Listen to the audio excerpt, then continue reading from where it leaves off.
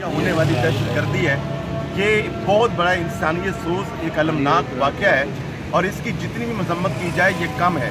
और दहशतगर्द ने ये साबित कर दिया कि वो फंडामेंटलिस्ट भी था, वो टेररिस्ट भी था और वो इंसानियत का दुश्मन भी था।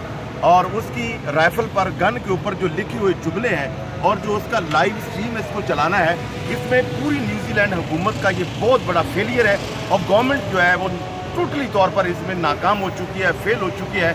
और न्यूजीलैंड की जो वज़ीर आज़म है उसे चाहिए कि वो इस्तीफ़ा दे और न्यूजीलैंड हुकूमत जो फौरी तौर पर जो रिज़ाइन करे और पूरी दुनिया के मुसलमानों से माफ़ी मांगे और ये जो टेररिस्ट है इसको करारवाती सज़ा दी जाए और ऐसी सज़ा दी। और आज ये जो न्यूजीलैंड के अंदर वाक़या हुआ है, इससे पता चल रहा है कि पूरी दुनिया के अंदर जो दहशतगर्दी हो रही है उसके पीछे आगे मोहरा कोई भी है, मगर पीछे जो है ये ईसाइयत और यहूदियत खड़ी है और यही वो लोग थे और यही वो गिरोह था।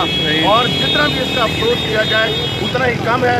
हम इसको मुकम्मल तौर पर कंडेम करते हैं और इसकी मजम्मत करते हैं। अल्लाह ताला सब कुछ